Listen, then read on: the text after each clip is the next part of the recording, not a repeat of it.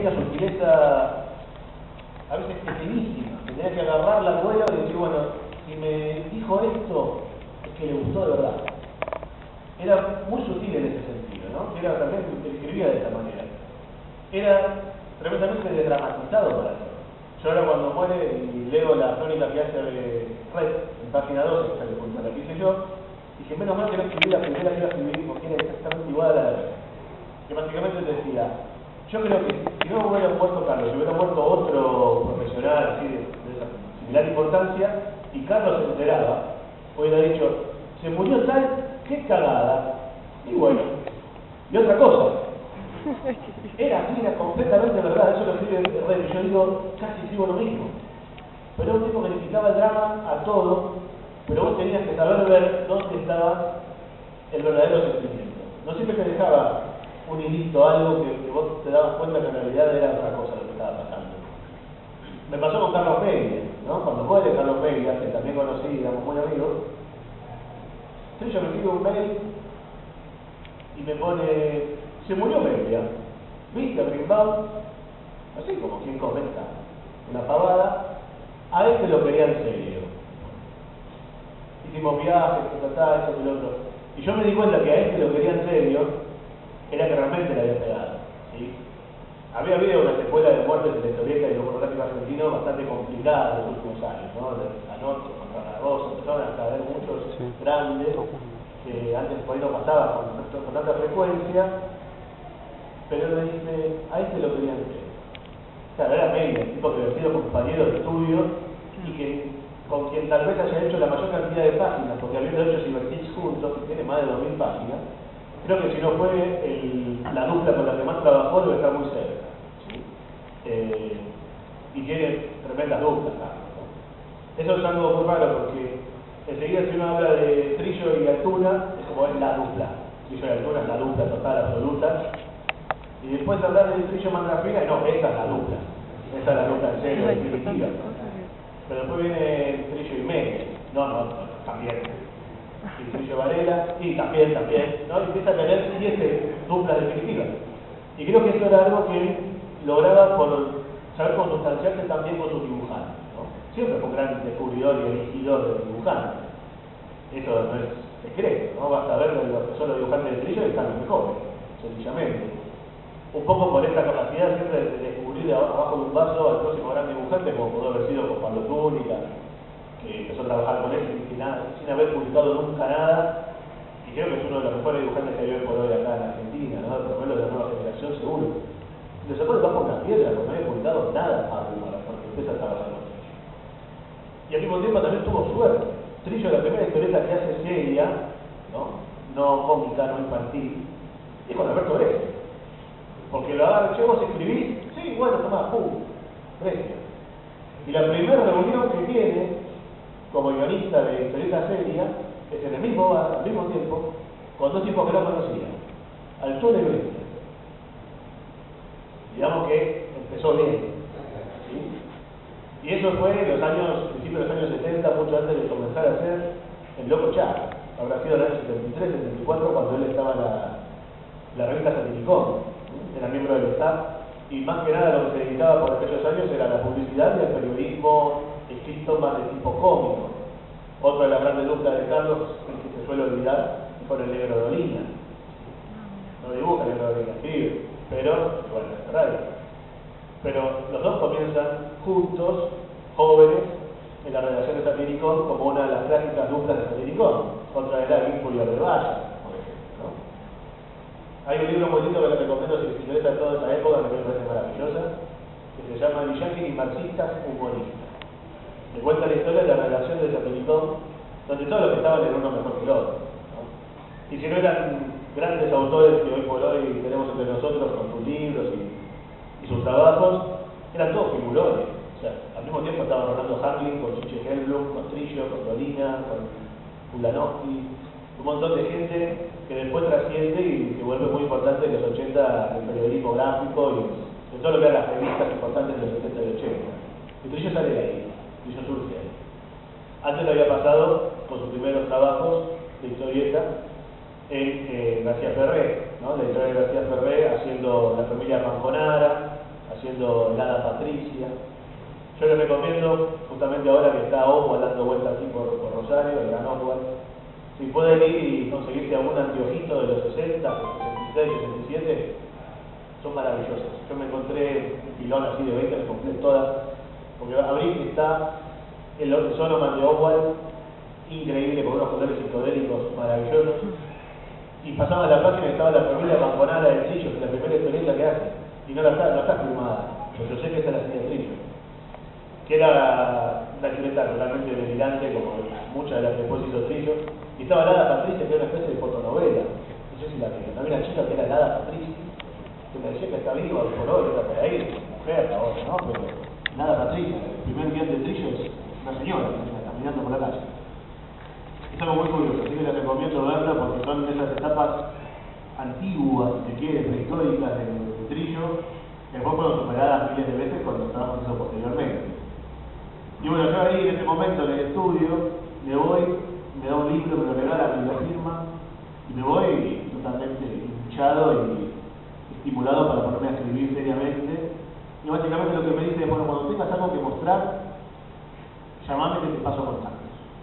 Así, de la nada, aún con nadie absoluto.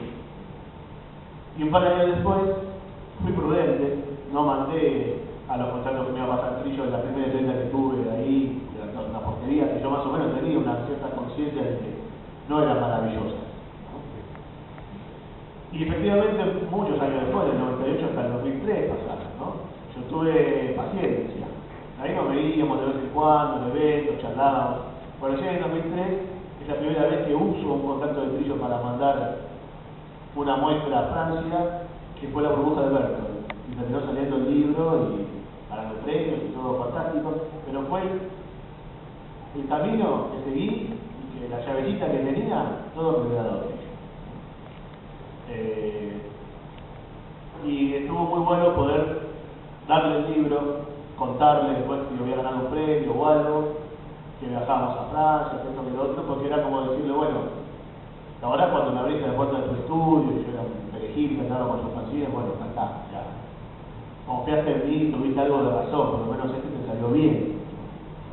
Y fue muy lindo poder hacer eso. Y a partir de ahí a mí me sorprendió mucho porque Trillo nunca me trató como un discípulo o un alumno ni nada por el estilo. Yo era un colega, igual que él, la misma estatura, la misma experiencia, la misma cantidad de libros publicados, mismos premios. Y yo le seguía la corriente, porque iba a hacer. Mira, estimado, te paso este bien, no sé qué hacer con el final. Y de repente me temblaban las manos, ¿qué iba a decirle yo a Trillo?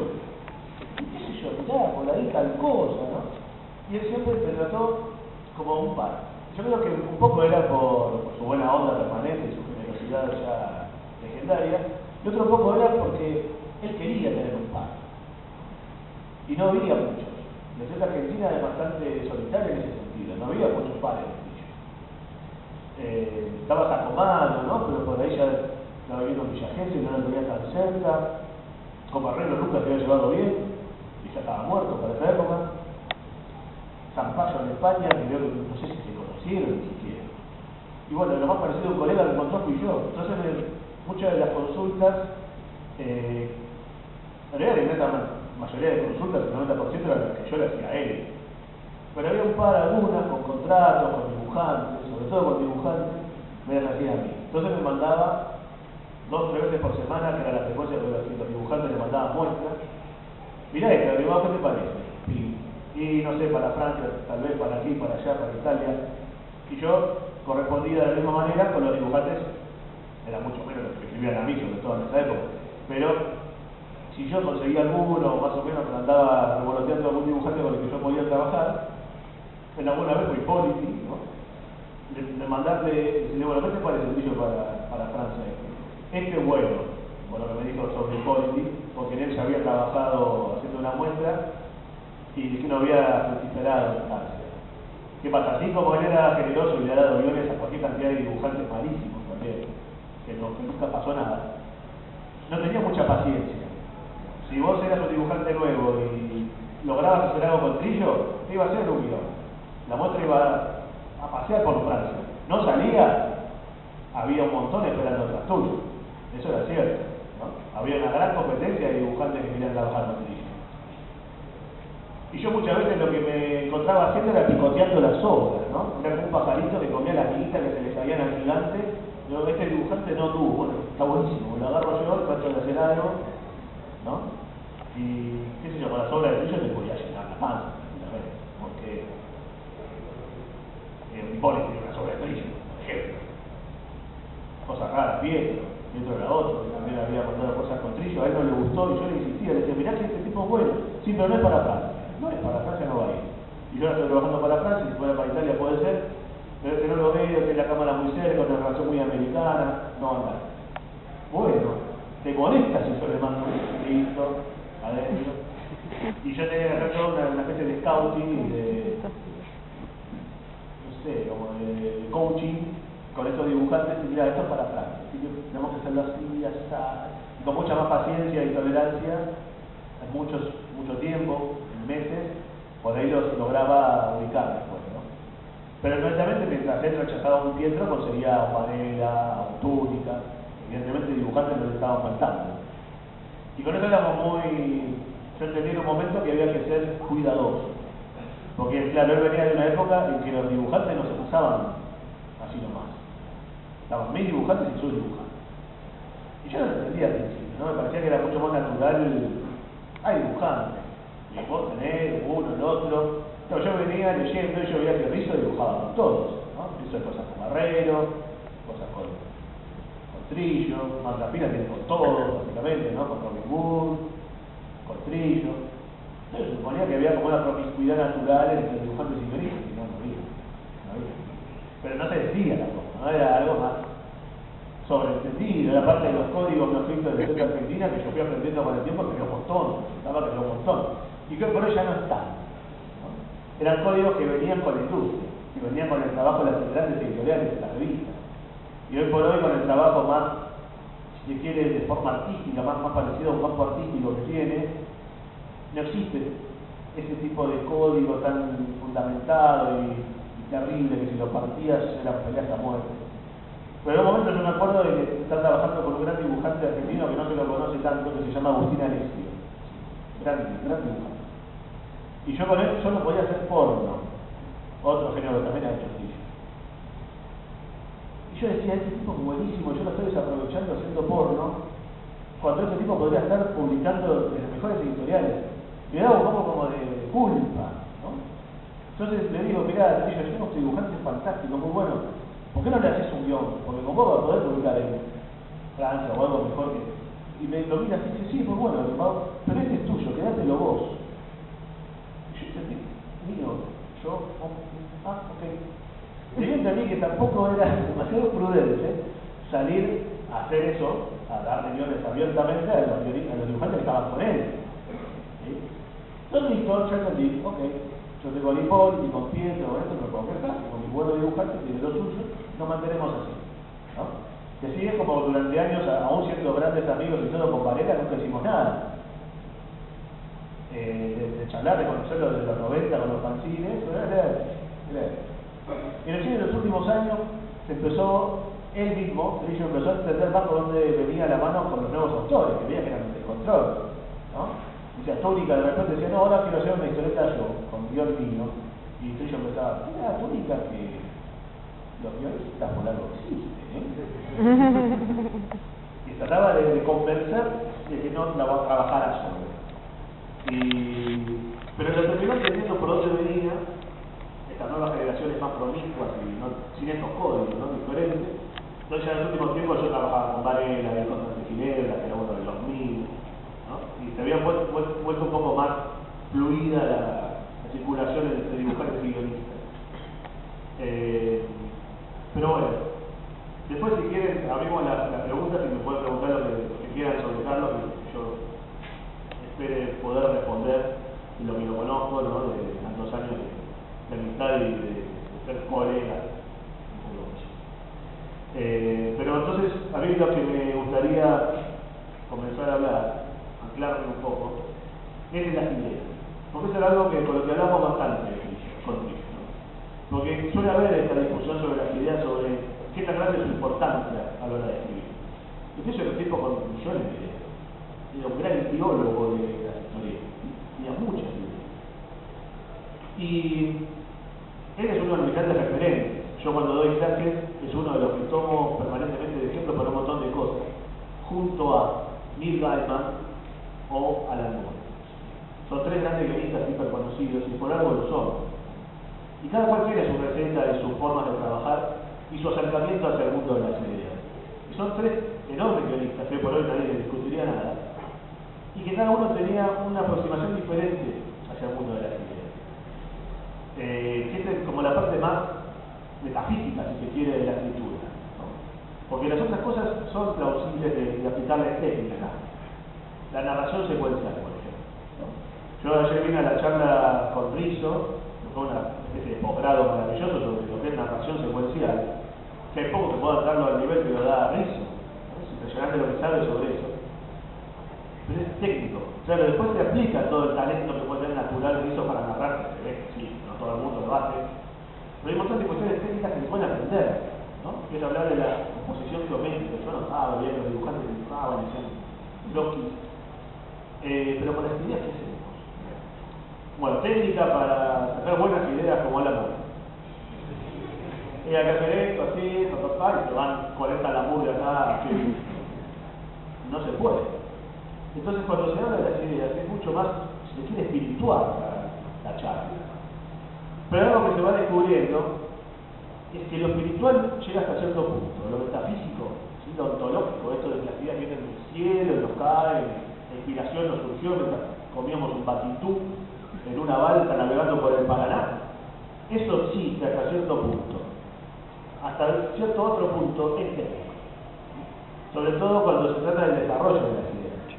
Y eso es un poco sobre lo que quiero tratar esta clínica, que suele ser una de las preguntas más frecuentes de alumnos. ¿Cómo pasar de las ideas a la historia?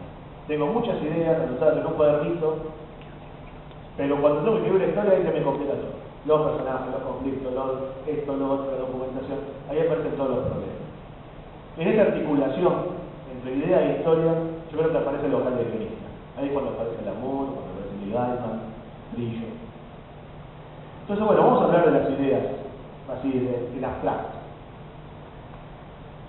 Vamos a hablar, y lo voy a hacer por boca de estos grandes guionistas. ¿Qué es lo que decía cada uno sobre este tema?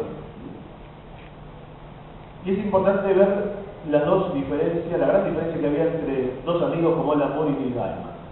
En reportajes, Neil Gaiman decía que siempre en conferencias como de este tipo de él en Estados Unidos o en Inglaterra, una de las preguntas que aparecía siempre, inevitablemente, es de dónde sacaba las ideas.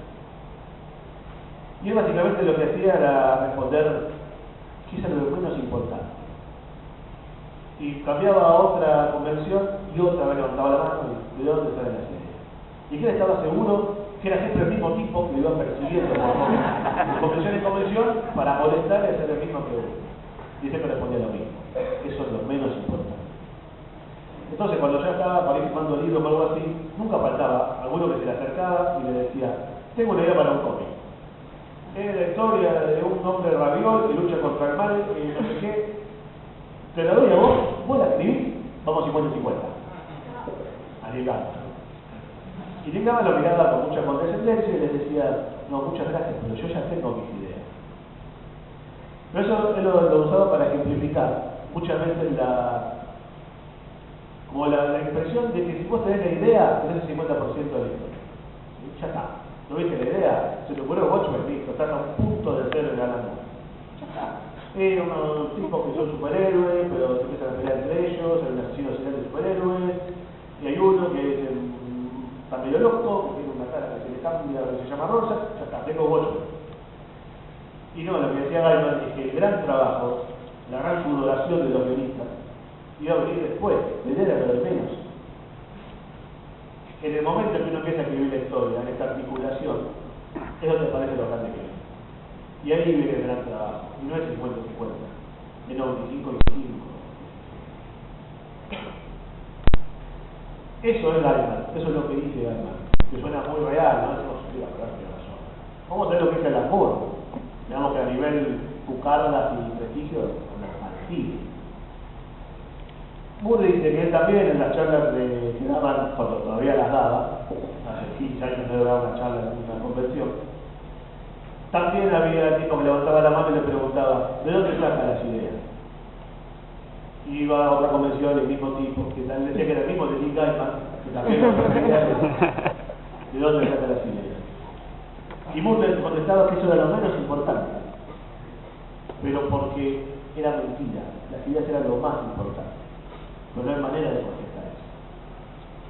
Entonces al amor, cuando le preguntaban al respecto, le decían que las ideas era todo, era lo más importante, era mucho más del 50%, era el 90%. Pero ¿cómo? ¿Cómo puede ser que los dos tengan razón? Porque evidentemente en la práctica a los dos les fue más o menos bien, ¿sí? Y tiene razón, como sea que sea su manual, les funciona. Pero claro, yo tardé mucho tiempo en entender por dónde era que lo agarraban las ideas cada uno, cómo puede ser que los dos les funcione sus manuales siendo tan diferentes. Y yo empecé últimamente a pensar que en realidad para Moore las ideas están muy pegadas con algo que me parece sumamente importante, y no suele ser así en la mayoría de los revistas. Para Moore es muy importante qué quiere decir, el mensaje final que va a dar, sea unívoco, sea fácilmente asimilable a nivel de moraleja, o totalmente ambiguo. Pero hay algo que él quiere decir, ¿sí? Una vez un guionista le pregunta a Moore ¿qué es lo mínimo indispensable que tiene que tener un buen guión? ¿Sí? ¿Qué es eso que no puede faltar en cualquier buen guión? Y él le dice, dar cuenta sobre algún aspecto de la condición humana. No lo dice Moore, no lo dice Gaiman, y no lo decía Trillo. Entonces, algo que es importante es aprender de toda esta gente, aprender el manual que podría tener cada uno, la forma de pensar la profesión, y no convencerse con ninguna. A mí siempre me interesó ver estos especies de decálogos personales que tiene cada gran guionista, porque me parecen sumamente ricos, pero el decálogo de las 10, por suponer que tienen 10, ¿no? Es decir, 10 leyes de cómo se escribe un guión, yo de Moore agarro 3, de Trillo agarré 4, de Gaiman 2, 3 también, y así voy armando el propio, ¿no? Más alguno que se me ocurra. Pero me parece que con respecto a la aproximación de las ideas, no hay una razón, no hay una verdad absoluta. Yo de a poco fui desarrollando mi propia versión de dónde corno salen las ideas.